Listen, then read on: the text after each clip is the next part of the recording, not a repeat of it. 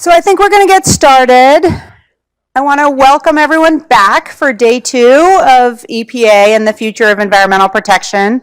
We've got a couple of great panels, unfortunately running in parallel, but we will understand if you are here for some of the first one and next door for some of it.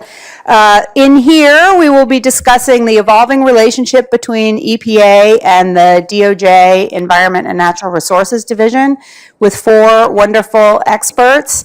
I will just introduce your moderator, who is Andrew Mergen, the Deputy Chief of the Appellate Section of DOJ. And the panelists are going to be thinking about the evolving relationship, thinking about what works, and thinking about looking toward the future, as has been the theme for the conference. How could the relationship be structured differently to be most effective? So thanks again for being here. We look forward to more discussion today, and enjoy. Can I just use this one? Does that make sense? Yeah, so my name is Andy Mergen. I'm a Deputy Chief of the Appellate Section of the Environment and Natural Resources Division. It's a pleasure to be here with 3 of my former colleagues, 2 of my former bosses. And then I look out in the audience and I see a lot of my other bosses, both present and former. There are full bios for the speakers online, but I will just briefly kind of introduce you to this excellent panel. Lois Schiffer was both Assistant Attorney General of ENRD at the Justice Department during the Clinton administration and General Counsel of NOAA during the Obama administration. She has just a tremendous wealth and breadth of knowledge of environmental law, and has, in my experience, has always been super passionate about it. Ron Tenpass was the Assistant Attorney General during the end of the Bush administration. He has also been a U.S. attorney. His credentials are phenomenal. Editor-in-chief at the Virginia Law Review, Rhodes Scholar, clerk for the late Chief Justice William Rehnquist, and also, I would just say about both of them, phenomenal bosses, just incredibly great people to work for, from whom I learned a tremendous amount. I also have learned a lot working with Stacy Mitchell in her past life as chief of the Environmental Crime Section at DOJ. She left that job to join EPA as Deputy General Counsel in the Obama administration. There's more about them online, but I can assure you that this is a tremendously qualified panel of really not just excellent lawyers, but excellent people, and great people to work for and with. What we're going to do initially is to do some table setting and just to introduce you to some of the historical aspects of the DOJ-EPA relationship, and then sort of an introduction to the organization of both EPA and DOJ. So Lois is going to do some table setting on the history of this evolving relationship between EPA and Justice. Stacy will talk about EPA organization as it relates to the DOJ relationship, and Ron will do the same for DOJ. Broadly speaking, right, DOJ interacts with EPA in a couple of ways. In the civil enforcement context, in the criminal enforcement context, in the defense of agency action, including rulemaking, other agency decisions, failure of the agency to act, and then also, very importantly, in those circumstances where another federal agency might be liable under a CERCLA as a PRP, there's a possibility for tension in these relationships, and there's also the possibility for just incredible teamwork.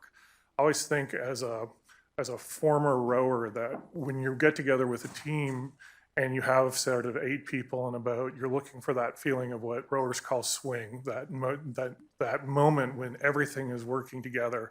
There's absolutely no friction, and all of the power of each individual is being applied to a goal, and it feels like that's what we're always looking for when DOJ partners with its client agencies. And with that in mind, maybe the part of the goal of this panel is to talk about getting that swing. I'll turn it over to Lois. Well, thank you. I'm glad to be here. I have 10 minutes to cover 50 years of history, so it's going to be from the highlights. I want to make two opening points. The first is I'm the granddaughter of immigrants, a point I feel important to make at this time.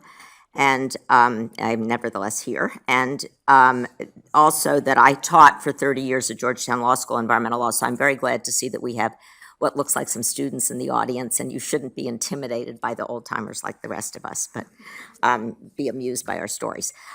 So the EPA was set up by reorganization order in 1970, and for those of you who were here yesterday, you heard some of the back and forth about whether Nixon was the greatest environmental president or not. At that time, the Justice Department had been operating since 1870, so it had had about a 100-year history. And the Justice Department operated under statutes that said essentially it was the lawyer in court for the United States. EPA was given huge amounts of responsibility and very ambitious goals. For instance, the 1972 Clean Water Act said that the waters needed to be cleaned up in 5 years. And it had a lot of young, enthusiastic, smart people. It was then called the Land and Natural Resources Division at the Justice Department, which sort of described its focus, and it was given authority under this large number of new environmental statutes, aggressive environmental statutes. The average age of the person in the division was probably 80. The average experience was some public land cases or land acquisition, and it was all white men. There were a few women, and they were sort of relegated to the backwaters. Section chiefs would say, I won't work with that person. So it was not, these models looked quite different to start out with. I will tell this by way of a story. So the person who was head of the Lands Division in the Carter administration was a man named Jim Moorman. And Jim, who had been head of, or until he was at the division, was head of a Sierra Club, part of the Sierra Club in San Francisco, and had been in the Lands Division doing water cases about 10 years earlier, said that he was picked as the person. He got back to San Francisco to sort of get ready to come, and he had a frantic call from the Associate Attorney General saying, you better get back here right away, you're about to lose half of your jurisdiction. And what happened is that EPA, this is my own guess, was sort of tired of the incompetent lawyering that they were getting defending their new aggressive regulations, was basically going to say, we're not going to use those people anymore. They had some authority for that because in most of the environmental statutes, and I pulled the Clean Water Act one, there was a provision basically saying that EPA could give their cases to justice, but if justice didn't act quickly, they could handle it themselves. So there was some backup. But nobody wanted to give up authority either. So basically, the Attorney General and the Administrator of EPA negotiated what I would call a truce, but they call a memorandum of understanding, which is you can still find in the Federal Register of June 1977 through the miracles of Google. And it actually looks remarkably like the Justice Department manual today, which sets forth how the Justice Department is going to operate to handle both civil enforcement cases and environmental defense of regulation cases. But it had a few tidbits I thought that I would pick out and tell you. It says, agency, meaning EPA attorneys, shall not file any pleadings or other documents in a court proceeding without the prior approval of the Attorney General, and the Attorney General can delegate. So it was clear EPA was off on their own, too. On the other hand, it says the settlement of any case in which the Department of Justice represents the agency or the administrator shall require consultation with and concurrence of both the administrator and the Attorney General. So Justice was probably settling cases without getting EPA's approval. And it goes on. It was clearly a quite eroded relationship. So by the time I got to Justice in 1978, I was not handling EPA cases particularly, but I was aware of what was going on.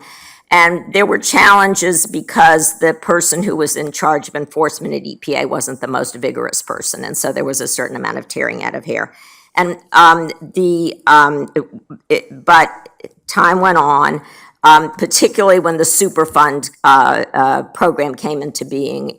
The statute was passed in the late 1980s, and late 1980, and then it had to be up and running both by Justice and EPA. EPA was under the challenge of Rita Lavelle, and so it wasn't so clearly established right away.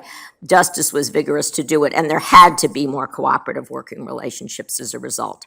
By the time I got back in 1993, we were back to erosion again, because environmental crimes had been a big challenge, and there had been efforts by, and Stacy will probably talk more to this, but there had been some efforts to consolidate authority in Washington. There had been cases that criminal referrals that EPA wanted brought that the Justice Department was not bringing. There were U.S. attorneys who felt they were being cut out of the picture, and it was in general not a good relationship between EPA and Justice. I came in eventually as head of the Environment Division, and the head of enforcement at EPA was someone named Steve Herman, who had worked for me at Justice. I had hired him, and we were friends. And we basically said, we're getting over the turf fights. It's not going to happen anymore. And we will make that clear in our own behavior. And so we will tell people that if they are having trouble, they should elevate it, and then you and I will get it resolved. And that message helped enormously. But it was also backed by various written arrangements. For example, EPA could bring cases administratively, and in some of the statutes there was a penalty cap on what they could get, and otherwise the case had to be referred for civil enforcement. The idea was the more serious cases would come to the Justice Department for civil enforcement.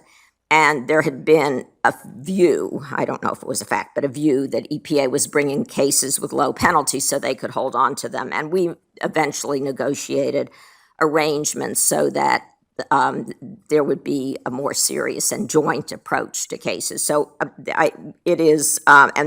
that held. On the criminal side, where I said that there were very eroded relationships, we developed a new, what's called a blue sheet, which is a piece of the U.S. Attorney's Manual that sets forth what the arrangements are going to be. And that helped to calm the waters both with the U.S. attorneys and then to some extent with EPA. And in general, we made clear that there needed to be better working relationships.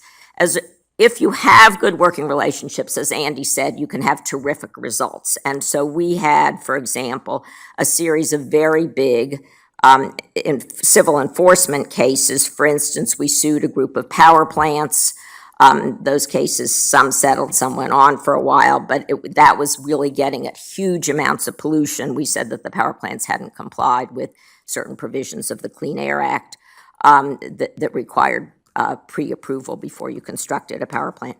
And similarly, we had what now seems ironic, but which is we had relatively early cases where auto manufacturers were tinkering with the computer systems in the cars so that they would act one way when they were taking the test that EPA was giving to just set the model, and quite a different way on the road, i.e. a more polluting way on the road. Those cases were called the defeat devices, is the term of art in the statute.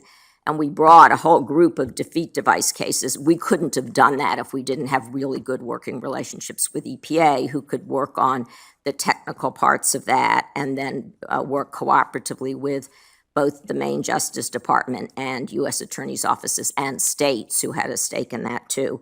So the cooperative working relationships could really lead to significant cases. And I will make my last little pitch and then turn the panel over. And I will say that as I was at NOAA in the Obama administration, and we worked with the Justice Department both on our cases and to some extent on EPA cases where there were NOAA issues, we could see that in general, relationships with EPA were certainly significantly improved.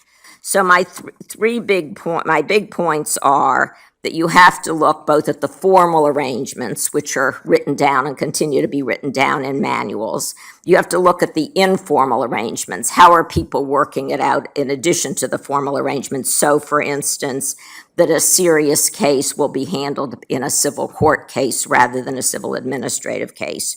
and that a less significant case may be handled administratively without turf fights being the deciding factor between justice and EPA. And then you have to look at the personalities. And like everything else, there are lots of personalities around this, but leadership can really make a difference in conveying to people that turf isn't the way to do it and cooperative working relationships are. So.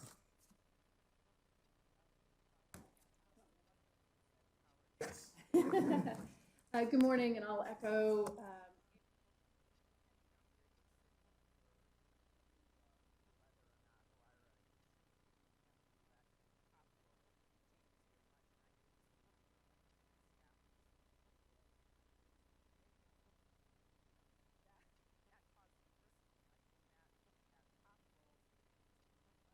is structured, feels daunting, but nonetheless, I'm going to launch in.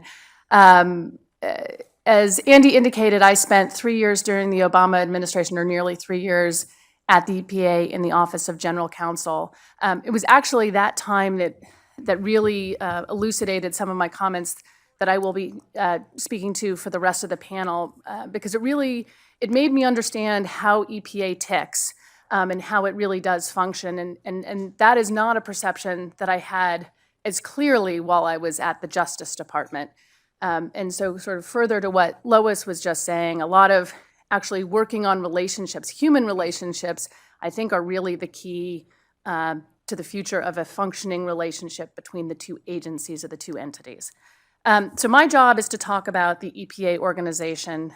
EPA has a headquarters organization here in Washington, D.C., and then regional offices, 10 regional offices around the country. They are particularly recently structured largely the same, with programmatic offices in each of, both at headquarters in each of the regions. The programmatic offices predominantly being air, water, land, which really think RCRA, CERCLA, and then pesticides. And I shouldn't just say pesticides, chemicals and pesticides. So those are the groups. Then in addition to those sort of programmatic areas, there are, and probably the places where there are the greatest amount of relationships between the Justice Department and EPA are through both the Office of General Counsel and the Office of Enforcement and Compliance Assurance. And understanding that matrix and who does what and how they interact with one another is probably the key to the relationship between DOJ and EPA. The Office of General Counsel is, as the name suggests, it is the agency's general counsel. Largely, it advises the administrator and the programmatic heads on their policy work, to include, of course, regulatory development, drafting regs, and works with the programs to help take the technical people, put the law with it, and pull it together in regulations. And then in Office of General Counsel predominantly works with the Justice Department in the defense of those regulations, whereas the Office of Enforcement and Compliance Assurance, OECA, that is, as the name suggests, where most of the enforcement emanates from the agency that will go to the Department of Justice. OECA is, again, broken down programmatically, and then for civil enforcement, and then there is the Office of Criminal Enforcement, and within that there are a cadre of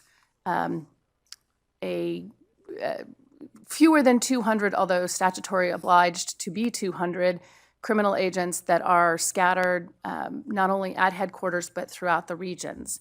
As far as how referrals come through, it happens differently from civil and criminal. And I think we'll get into this in a lot more detail, so I'm really going to do very high level. But in the civil level, there is an inspection or some other lead that comes into EPA. An EPA inspector does an inspection. There's then the building up of the case within EPA, and then subsequently a referral over to DOJ. Those referrals largely start DOJ's involvement. There are some exceptions to that, but really it is the referral that starts and triggers the relationship. On the civil side, on the criminal side, it's actually quite different. What happens typically is an investigator gets a tip, and from that tip, they may need assistance from the either the Department of Justice or an assistant U.S. attorney to develop through the grand jury the case. And so there'll be an earlier collaboration between building up the case. As far as the regions go, the relationship between the regions and headquarter are always, well, there are 10 regions, which means there are 10 different ways to do it. The regions largely do on a regional level what happens at headquarters, except for there's not regulation writing. But the regions are involved in and give information to the headquarters with respect to regulation writing. And that probably is enough of a setting. And I'll move it over to Ron to talk about DOJ. So my stage setting role here is a little bit to talk about some of the internal aspects of DOJ, as talked about with respect to EPA. Start with one observation. You can sometimes tell where people gain their footing within DOJ.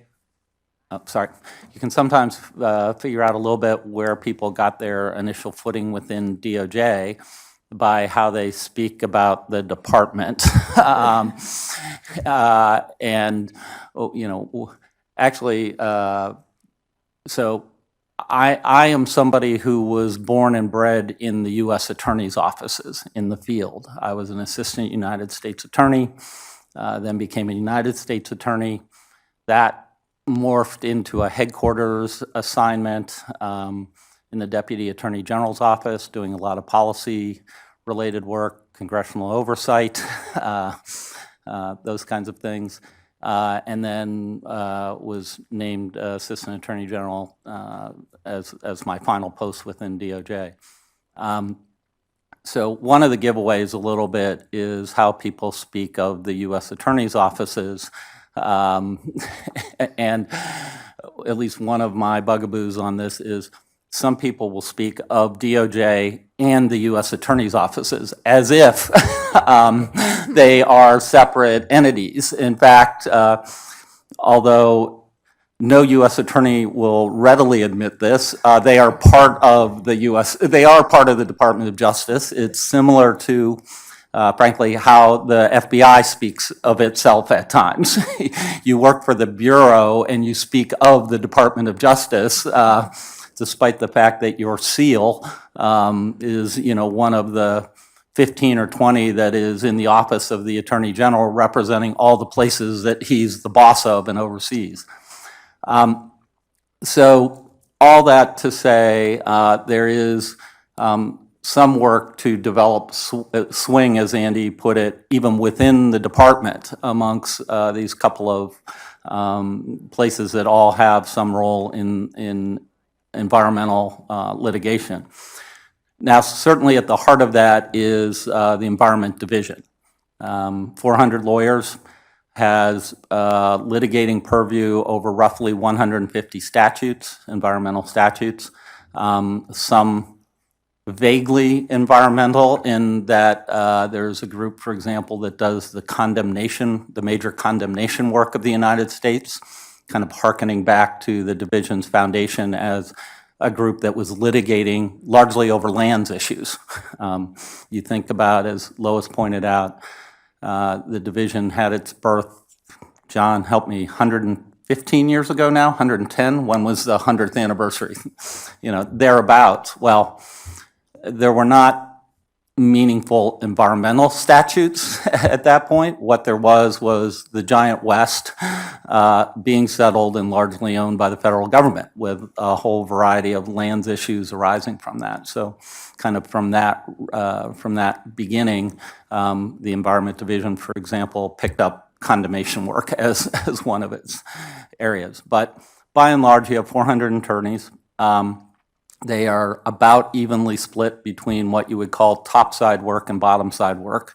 That's a litigator's reference to, if you look at the caption of the case, it's always somebody versus somebody. Top side is United States versus somebody. Bottom side is somebody versus United States. So is the government suing or is the government getting sued? That top side work, the government suing, breaks out into sort of two components, basically civil and criminal. And certainly within the civil, that is overwhelmingly handled by the Environment Division. And within that, a group called the Environmental Enforcement Section, roughly 140 lawyers who kind of specialize in what we would generally call the pollution statutes, Clean Air Act, Clean Water Act, some of the chemical regulation and pesticides, FIFRA, those kinds of things, and also the CERCLA cost recovery enforcement actions. Then you have a group of about 40 attorneys in the environmental crime section who work on largely around that same group of statutes, but adding on top of that things like the Endangered Species Act and the statutes that are not EPA agency statutes to investigate tend to fall to Fish and Wildlife and similar kinds of the wildlife agencies. I'm going to put them aside a little bit and circle back to that group because to understand that work of that group, you got to talk about U.S. attorneys' offices. It's a little bit of an overstatement, but for the civil enforcement matters, by and large, you don't need to think a lot about the U.S. attorneys' offices. They occasionally get involved. They will, when cases are brought in a particular district, they will often have an attorney assigned, but really to provide very much local expertise about that judge, that court, those proceedings, the procedures in that jurisdiction. So let's flip quickly to bottom side.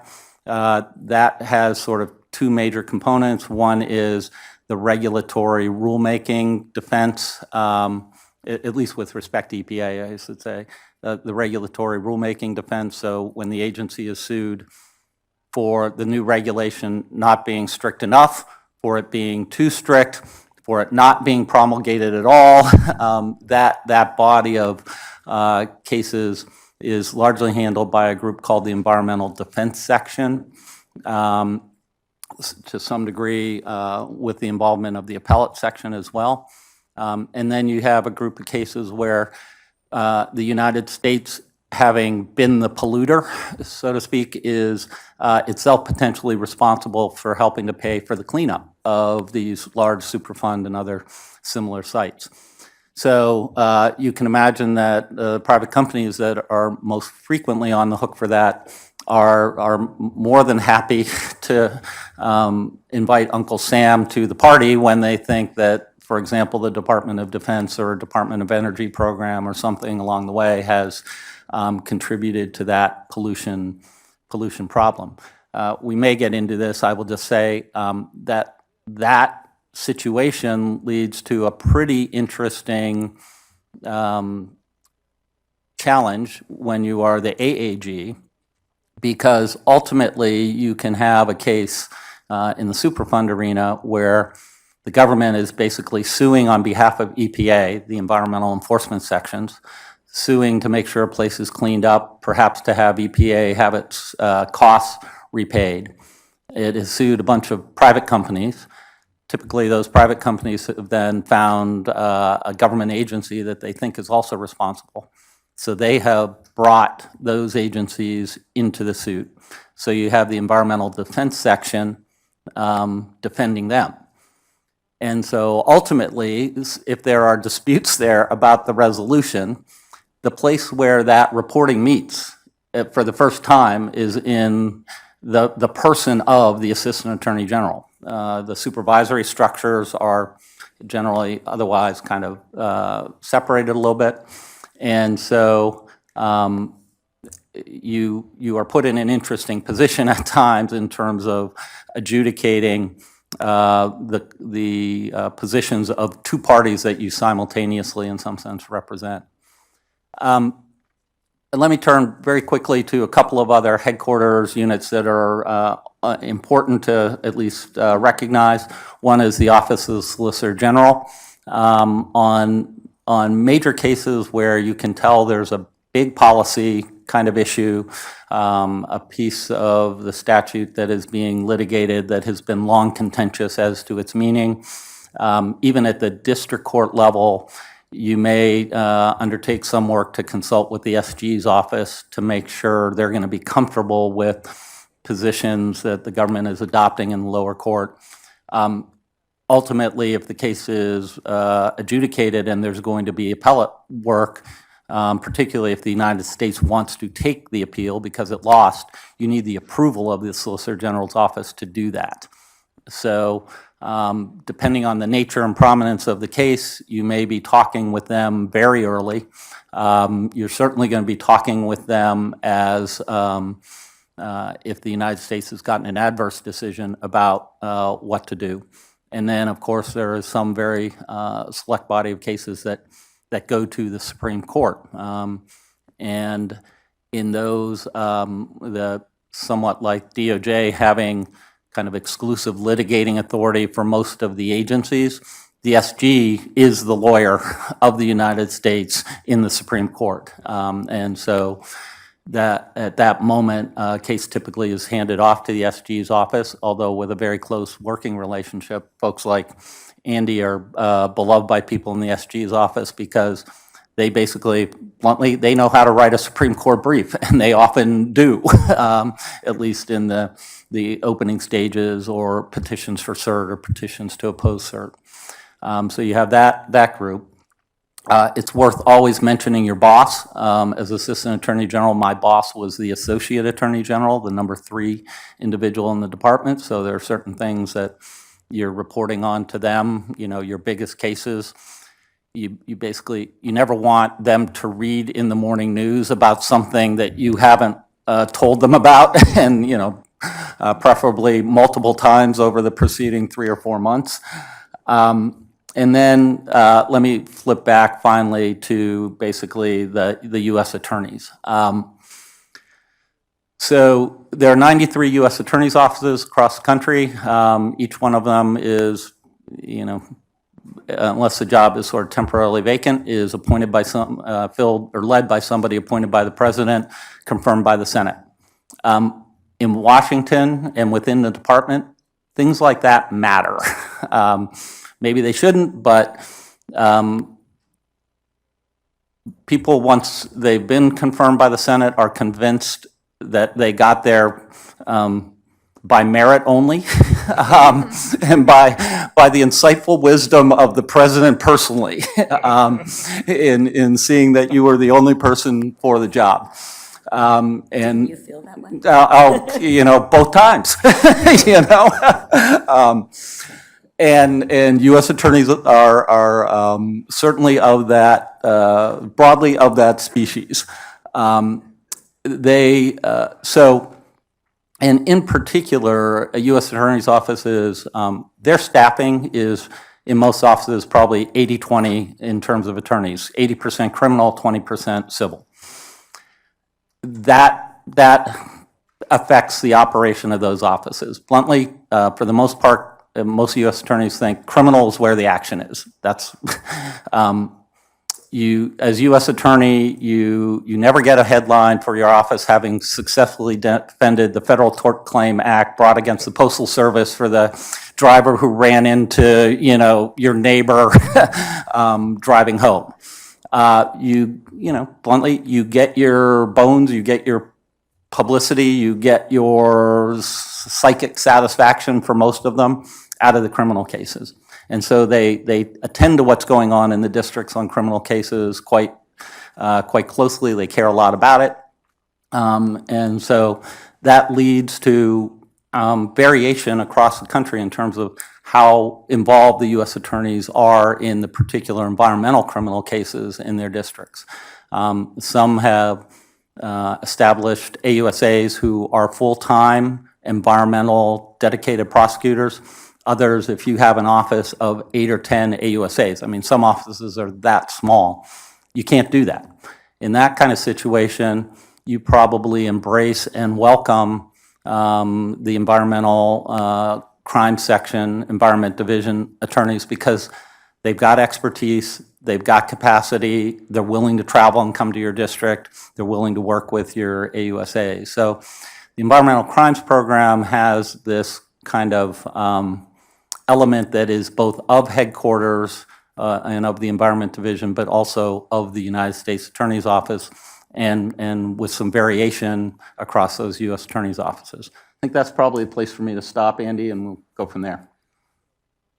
So one thing I should have mentioned in my intro is that what's great about our panelists is that they're all litigators. They all have appeared in court on multiple times and are very comfortable answering questions. In fact, my experience as a litigator is I hate to appear before a cold bench. I'd rather engage with a court. And I know that's true of our panelists as well. So this is what we're going to do for the rest of our program. We're going to start talking about civil enforcement, about that relationship between DOJ and EPA. Also, focused on looking forward, what makes for a good relationship, how we can get that swing, that flow between the agencies to maximize the expertise and skills that are resident in the components.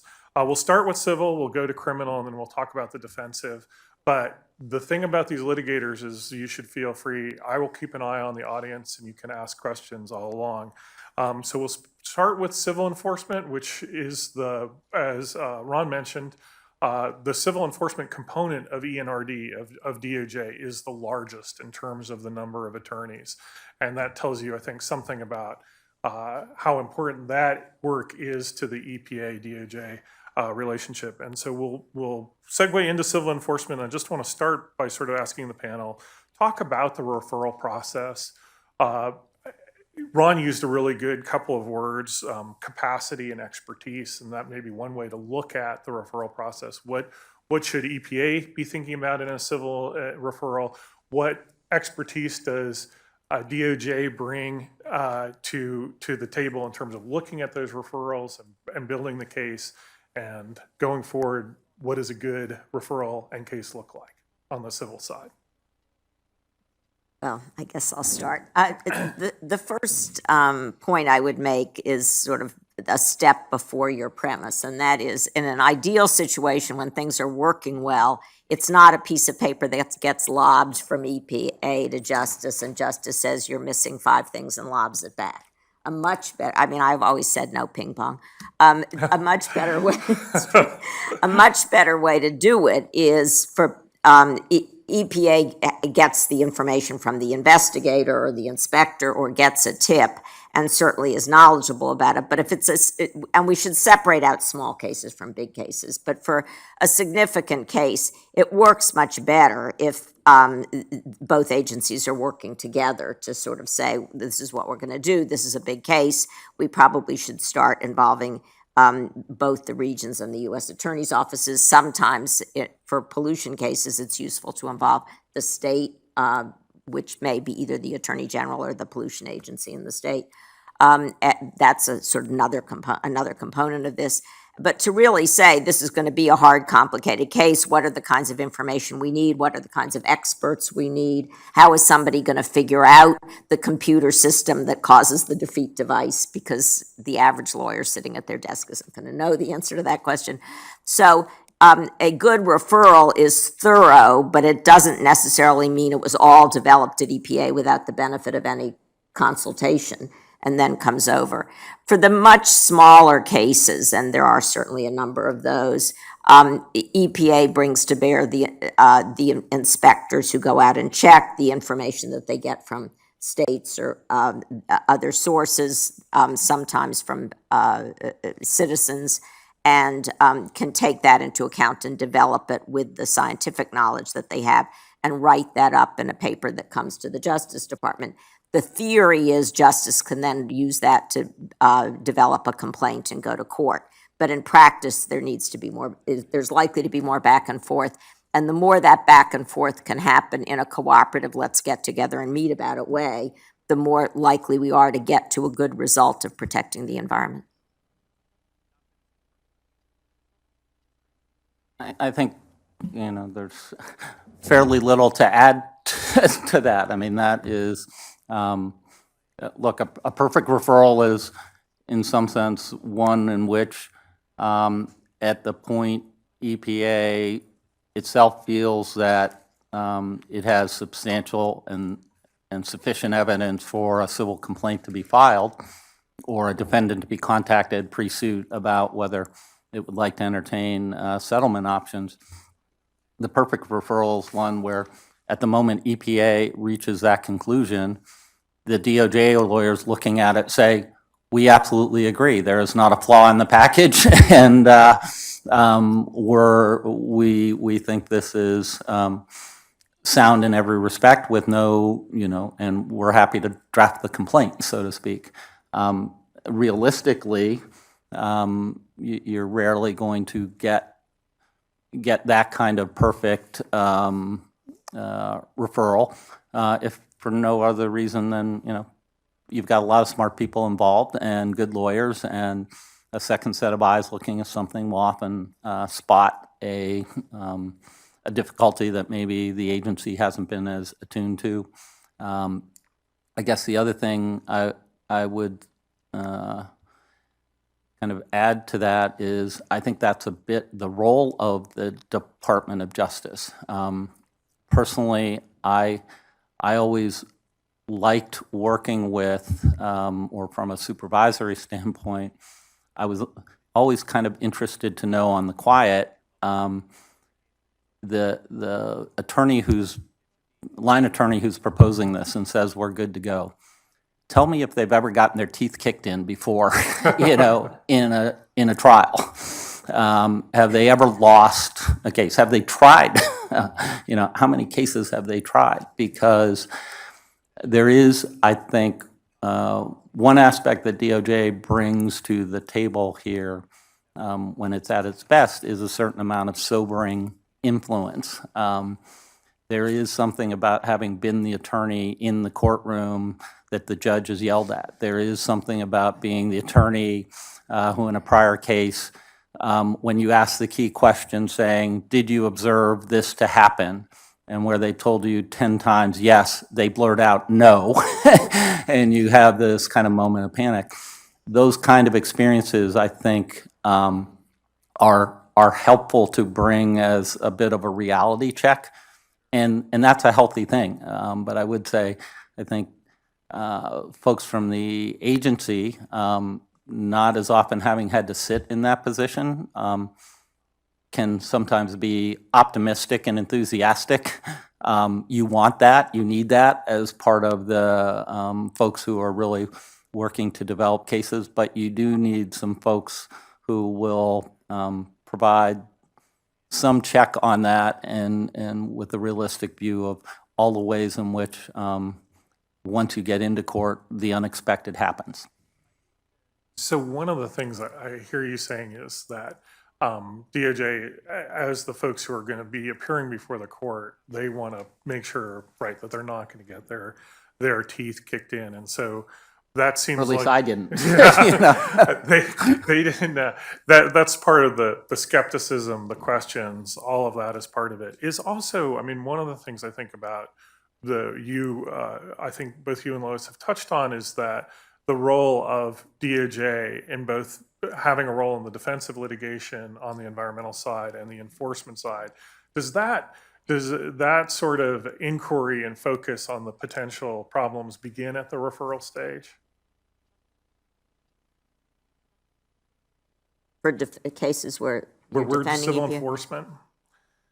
I'm sorry. As for civil enforcement, where are we looking at? Where does DOJ play the biggest role in sort of resolving tensions between the government's role as defendant and topside, as Ron said?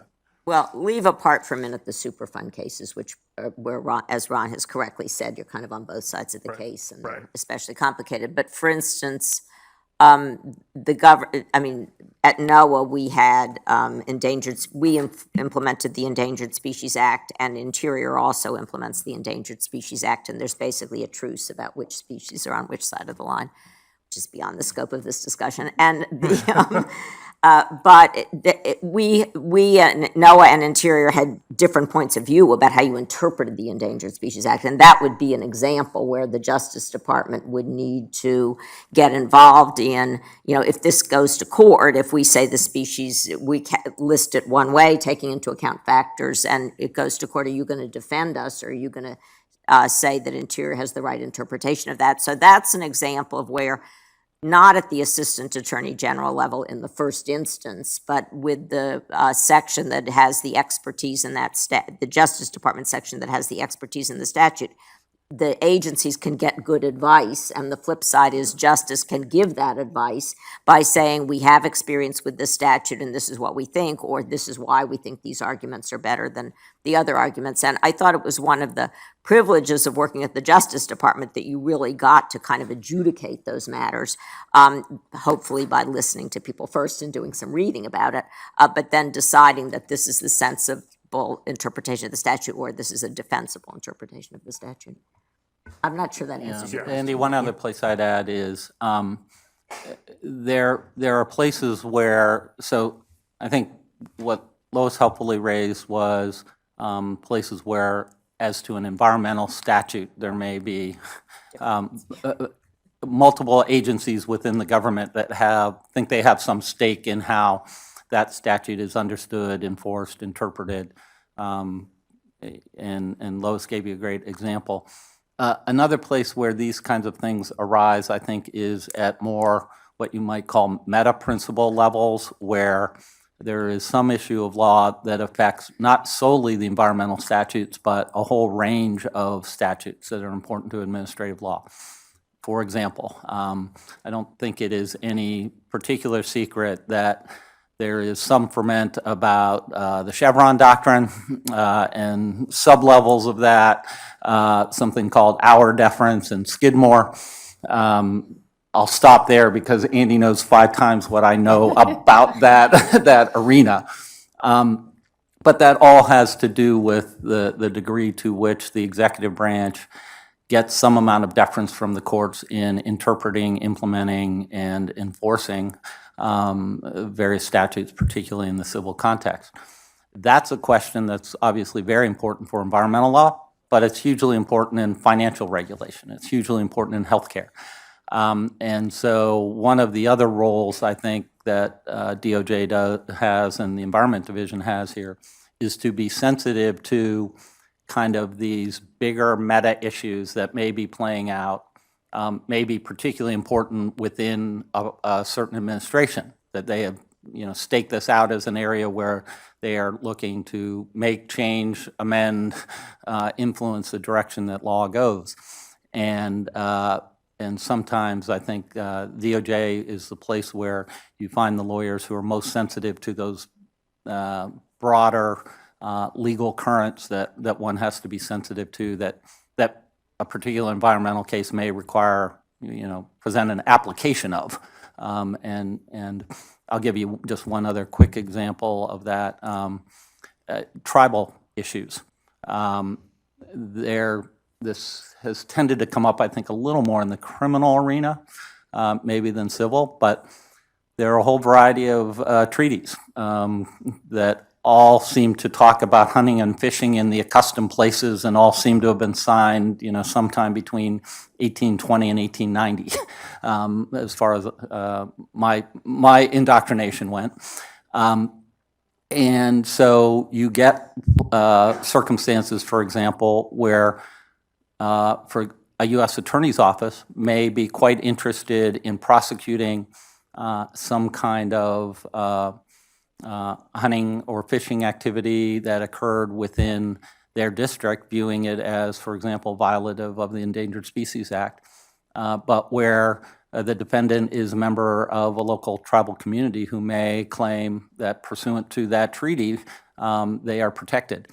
That is a very, very complicated area of law. Every one of those cases presents kind of important and precedential questions.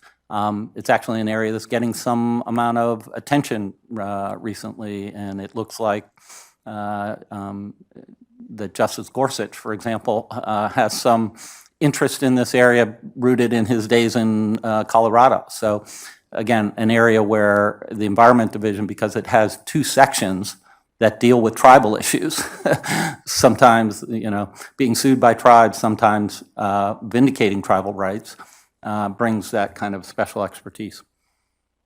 And Andy, I just wanted to jump in quickly and disabuse everyone of the notion that it takes multiple agencies to have a disagreement about the interpretation of a single statute. We in OGC on a regular basis would sit down with folks in a particular programmatic office, somebody in OECA, and maybe even in multiple different offices, and attempt to mediate the disagreement on how to interpret a statute. In a perfect world, going back to your question, Andy, we've done that. We, the agency, had done that before referring the case. What I found in real world was in the Office of General Counsel, we would have a weekly meeting with the various and sundry attorneys in that law office to hear what they were working on. And in our position, we would have both the sort of the broader policy perspective of the agency, as well as understand the implementation of the various statutes. And inevitably, from time to time, somebody would be discussing an enforcement action, and like a cat, my hair on the back of my neck would stand up, and I'd say, well, that's inconsistent with the way we need to interpret it to win this case. And so really, it is complex. And I know, Andy, I had a number of disagreements with you when I was in the criminal enforcement section, sort of not understanding and appreciating that tension that sometimes exists. So certainly you hope that the agency works it out, but we do, and I attempted when I was at General Counsel's office to work closely with DOJ to have those discussions, which were sometimes tense, but at least because we knew each other, there was trust, even though they were tense. And I really do, you're going to hear me say this a bunch of times, I think about getting to know the people at the other agency. And if I'm looking forward, I like the notion that people who have been at EPA go to Justice, or people who've been at Justice go over to EPA. I think that helps in the long run of how these agencies work together. Do you have a question?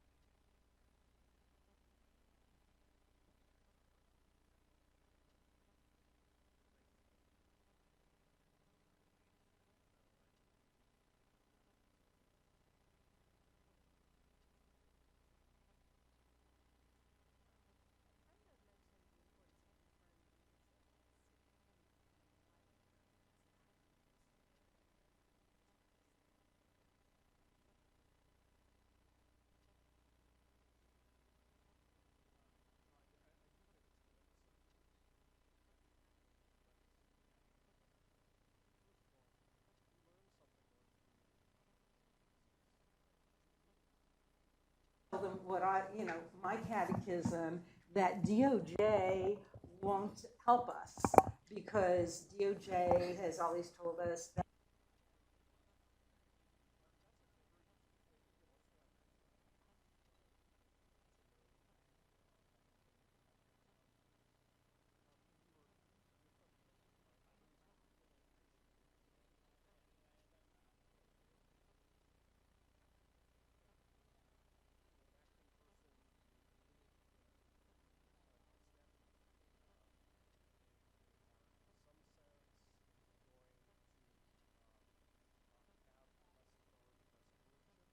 Well, you have to sort out several pieces. So it is in general, and in this circumstance, correct that Justice Department doesn't sue one federal agency on behalf of another federal agency. And there are limited exceptions to that, but for these purposes, that's the general rule. So that there have to be other ways to get it worked out. And so if your caller is suggesting that somehow EPA isn't requiring DOD and DOE to pay enough for the Superfund cleanup, which is what I'm inferring from what you're saying, the remedy for that is not going to be that Justice sues DOD and DOE. That isn't to say that Justice can't weigh in, and somebody can come to Justice and say, this is the Superfund circumstance. If Company X out there, who was also a polluter at the site, were to challenge it or bring something in, what would be how would you think about this? The Justice Department may be available for informal approaches.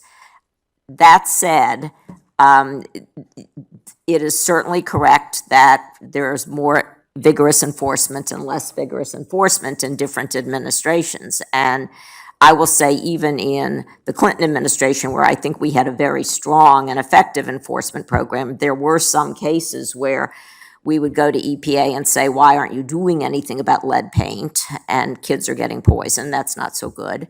Well, first of all, the statutes aren't so excellent. That was a problem. But secondly, we basically got HUD to say they would do it because EPA wasn't so vigorous about it. And then EPA said, oh, us too. So the Justice Department can have a role in it, but it is correct that the role isn't going to be suing one federal agency on behalf of another one.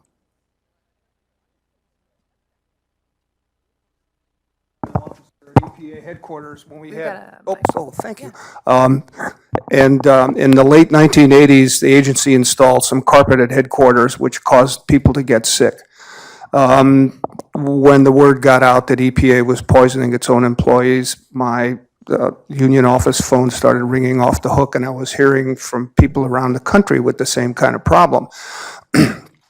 We filed, ultimately, we worked out arrangements for the employees, but we also filed a TSCA Section 21 petition with the agency to take some actions.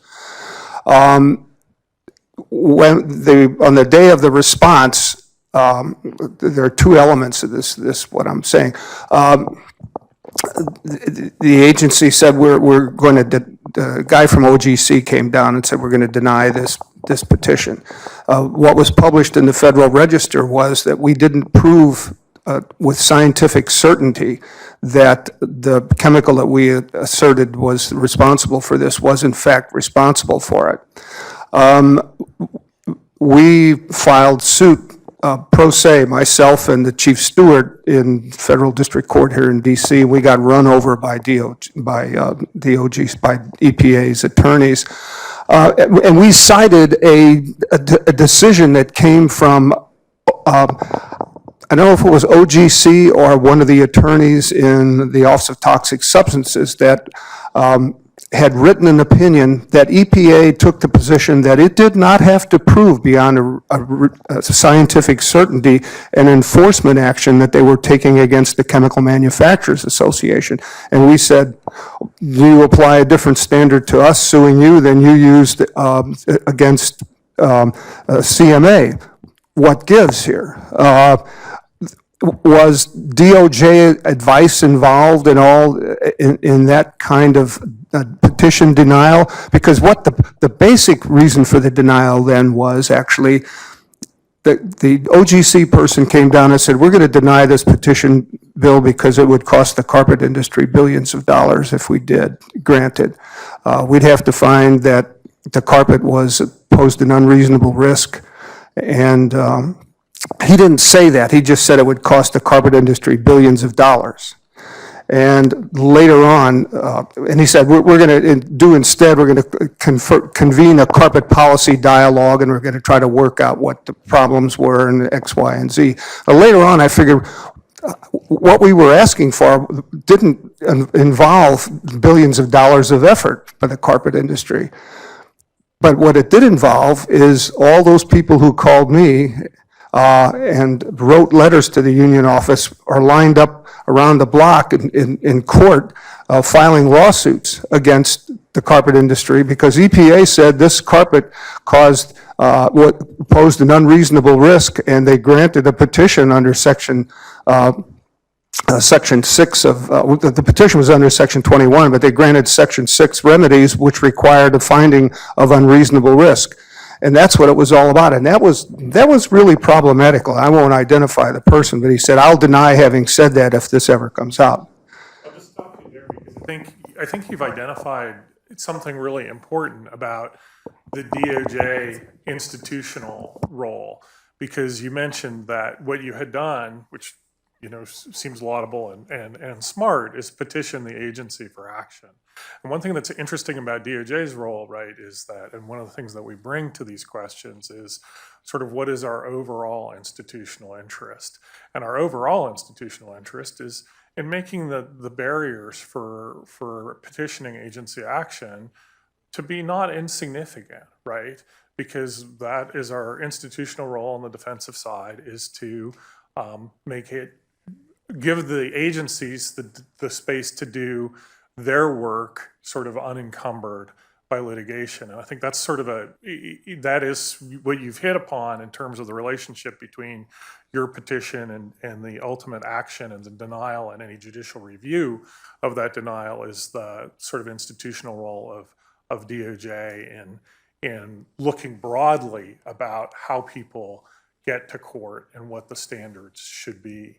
I want to take a second and switch to criminal enforcement, and because that referral process is very.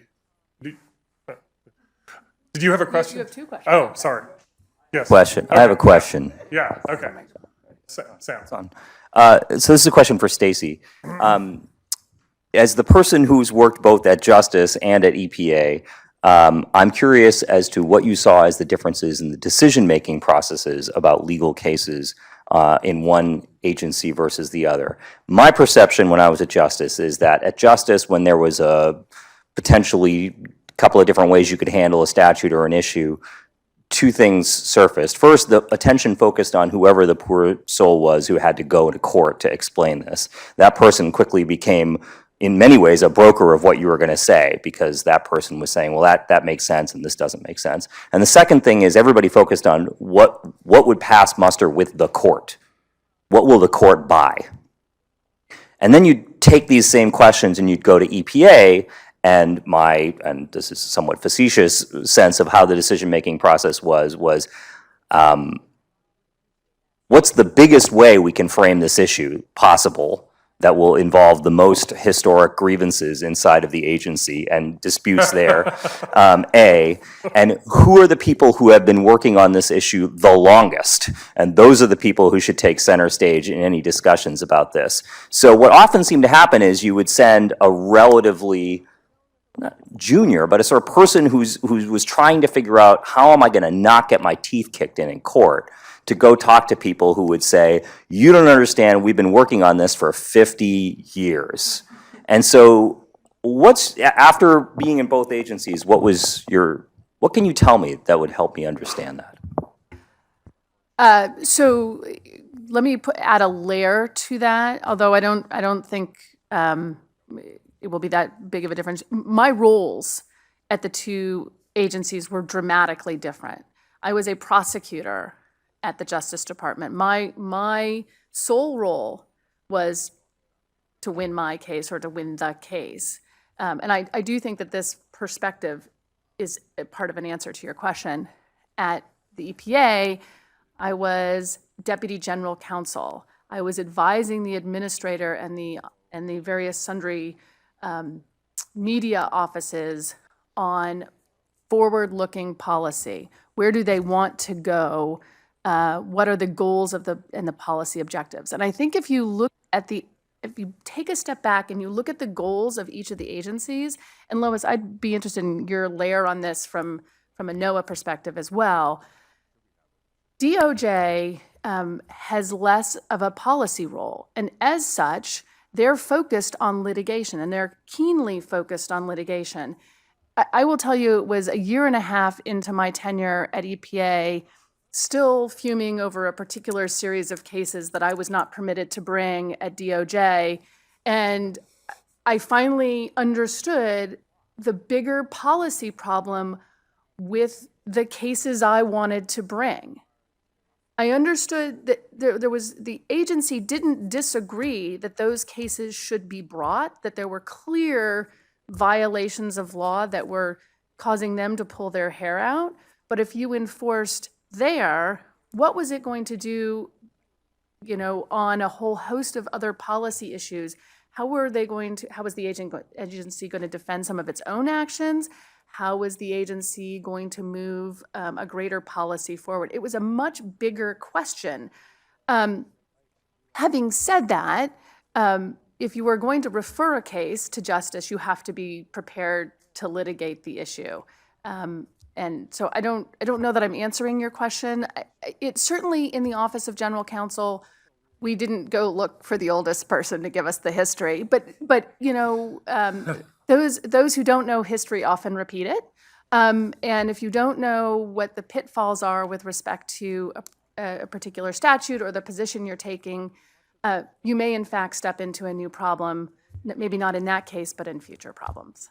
So I don't think this is necessarily a question about the roles of justice and EPA, frankly. To me, if you're being a capable lawyer, you look more broadly than just the little facts that are in front of you. And that's particularly true if you're a lawyer for the government, where you have some obligate. But frankly, if you're a lawyer for anybody, where you're better off kind of looking at how this fits into the whole big picture. And you know, a real example of that, Ron was giving the excellent example of what I'll call procedural questions that come up. Half the Supreme Court Administrative Procedure Act cases are environmental law cases. I mean, it's not a half as a guess, but it's certainly many. And so, but to be litigating those cases in an effective way, you really need to think about a little more broadly than just my little case that's in front of me. That said, sometimes it's important to sort of charge ahead anyway, and you know, a piece of that is to go back to EPA and say, I understand you think this affects your 20 other areas of the law, but we got to move ahead here. And I get it that you've had many meetings and you've discussed this for many years, but we got to have a decision. And there is nothing like litigation to give you deadlines, and there's nothing like deadlines to get a decision. And some of it is that. I mean, you know, that you can get so paralyzed by thinking this affects every agency of the government that you don't move forward. So there's some balance between understanding that likely in the government this is more than just the one case that's in front of me, and being in a position to move ahead.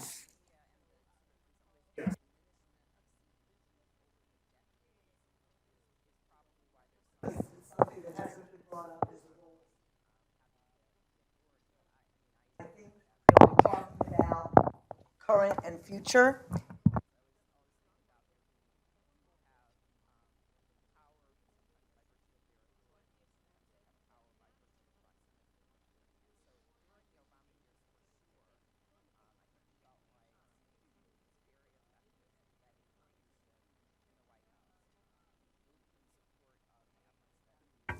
It's lovely to see you, Ellen. You know, the states, I don't think anybody up here or that have done it have ever disregarded the states. The states were a primary focus, both, even when I was doing criminal enforcement. I mean, we often looked for task forces that involve state and locals. On a civil side, you know, Lois has already spoken to, you know, on big cases, you immediately contact the Attorney General or the state agency. And I can speak from my time in the Office of General Counsel that working with the states through ECOs or individually when an issue came up was tantamount. I mean, it was a huge focus, and it was a recognition that the federal enforcement particularly is very small. I mean, I talked about the maximum 200 agents. I don't think on a criminal enforcement perspective, it's been at that number for years. It's 140 agents nationwide. I mean, you absolutely need your state and local partners, and I think that's a great way to move forward. I think that happens even more effectively from the agency, from the regional offices. I mean, really, those regional administrators are on a regular basis interacting with their state partners and the like. So I think that from the EPA perspective, it's ongoing and sort of routine. And even from a DOJ perspective, on individual cases, that's always you always want a state involved. They may add complications, but nonetheless, that's where it matters. I'd say I think there's some real complexity in that relationship. I sort of take from your question, for example, a certain view of the current administration. Well, some state AGs are plenty happy with this administration. Admittedly, some aren't. And you could about do the mirror image of who was happy and who was not with the prior administration. I mean, there were a whole collection of states who sued over the proposed waters of the United States definition and regulation of the prior administration. Some have now changed where they sit on that because of the most recent elections. But there will be presumably a new proposal and likely a new regulation finalized by this administration. And you're going to have the kind of the flip side of the litigation that started in 2016. All of those involve state AGs. So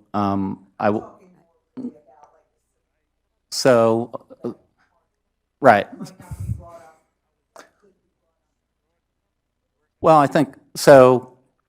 As to those, I think Stacy is right that you, at least from an AAG standpoint, I think the Environment Division does participate in a variety of the state AG groups. There's a Western AG group. There's various regional ones. I had as one of the people who work with me, John, you can update me on whether this is still the arrangement, but we had one person on the staff who was probably 50% of their time was devoted to working liaison work with the various AGs to make sure you always had that relationship. There were people you could call within those offices where you thought you had a case that would be benefited by the state AG involvement, or where, as a courtesy, you knew they were likely to have sufficient interest in it that they'd want to be a part of it, even if they didn't have tremendous resources to bring to it.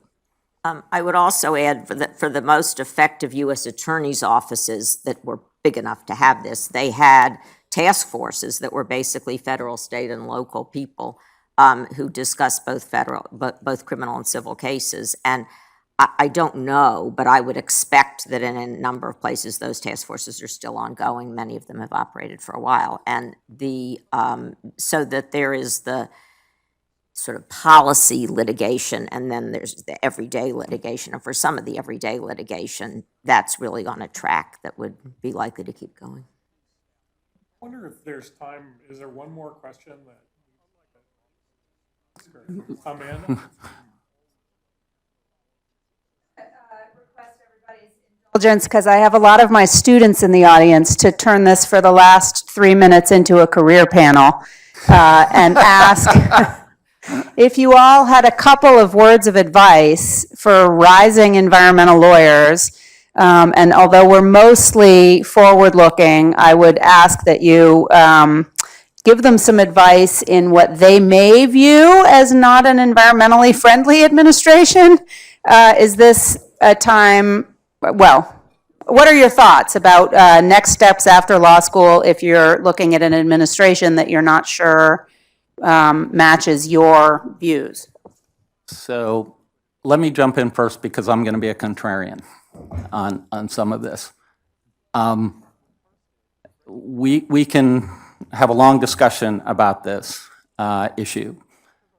My personal view is, for example, that the Justice Department in the environmental enforcement section that brings the civil cases, and the criminal section, and the U.S. Attorney's offices are not well served by having, for example, in the environmental enforcement section, 140 lawyers who primarily all got their first stop in their first job in the environmental enforcement section and then have spent their careers there. I do not. I do a fair amount of international work.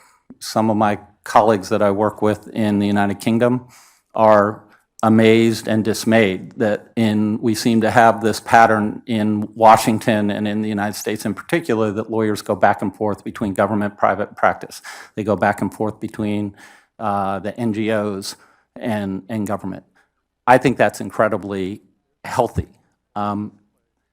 for the department as an institution. Now, it may not be necessarily the most desirable and satisfying path for any individual if you have your mind to do one thing. But my overall advice would be, I think, first of all, be open to diversions, be open to doing a little bit the thing you don't think you ever really wanted to do. That's leavening and that's important, and it provides both perspective and training. Well, I'm fine with going in and out of the government, but I also believe in a career civil service, which is not inconsistent with going in and out of the government. And particularly at an entry level, which is what is going to happen with your law students, you're likely to get experience, and you're going to learn to do research. You're going to learn to have discussions with people. You're going to learn how the government works. And so I would say that federal government jobs are very good jobs if you can get them. I mean, part of what we're suffering from now, I think, is that fewer people are being hired. But the chances that an entry-level lawyer is going to make a decision about what the waters of the United States rule should be are not really great. Fair enough, right? And so, but people will learn to do research about what are different sides of an issue, what is the actual legal background, and maybe handle some cases and get to go to court. So I would say that there's still terrific jobs, and I would be interested in doing them. Yeah, and let me add to that. I mean, notwithstanding the controversy that always will surround any administration, there's always somebody on the other side who's got a critique. They're doing too much, they're doing too little. There is a broad, in my view, there is a broad body of cases, civil and criminal, that are the day-to-day grist of what EPA civil investigators handle, what the DOJ attorneys handle. There are regulatory cases defending agency action that are sort of not controversial, I guess I would say, across administrations, across leadership. Everybody would say, that's a case that needs to be done. This is an agency action that needs to be defended. It might not have been the choice I would have made, but there are sort of principles of agency discretion that are fundamental here. And so I think, to echo Lois, the other thing I would say is ignore some of the Sturm und Drang about, is this a good moment, a bad moment? Because there's a lot of good work to be done in any time, in any administration, in either of these two agencies, whether it's EPA or DOJ. I would also add that state agencies, either pollution agencies or attorney general's offices are very good first jobs too. And so I'm being careful not to interrupt my two former bosses over here. Come on, put in a plug now for the state prosecutor's offices. That's where you got that's started. actually what I'm going to do. So I studied environmental law at Tulane many decades ago. And my dream job was to go into the Department of Justice as an honors attorney. And I tell the story and I joke that I'd never even got a no. Like, they just took my resume, cut it in half, used the backside as scrap paper. And yet, fast forward 20 years, I was chief of the environmental crime section. I ultimately applied laterally, and I will tell you that denial, if you can call it that failure to respond to me, was one of the best things I think happened to me in my career. I started out for the first 4 years of my career doing street crime. And really what I did is I got yelled at by judges for 4 years, and I became a much more confident litigator. I never dreamed that I would be doing my first trial was an unlicensed general vendor selling umbrellas. And yet that helped me become a more confident and better litigator. And I told, when I was at the Justice Department and I was on our hiring committee, I would say routinely at the beginning of an interview, so that nobody thought I was sending any message, I don't know you, I don't know how this interview is going to go, but let me tell you two things. There are so few jobs in the environmental world, but you can get to the job you want a bazillion different ways, and take your career path, take what it throws to you, get the best out of it, and then reapply it to what you want to do down the road. As the only current government lawyer, I would just echo the point I think all the panelists have made, that there is tremendously good work to be done in the government right now, and it is an unbeatable place for people to get experience. For people studying environmental law now, I say to you, this is the best time I can think of to study environmental law, because there is this tension between promise and precarity. Right, we can look out and read the newspaper and say, well, maybe environmental law is in a precarious position, but maybe that's the moment where there's the most promise. And I think it's an incredibly exciting time to be studying environmental law. And I would say to you, one, get as much experience, different experience in the law as possible, because we all know that the best lawyers in the Justice Department are people who have the widest range of experience, that have done a lot of different things, because that experience all helps you down the line. And then the other thing is always just keep an open mind. There's always sort of a groupthink going on about things.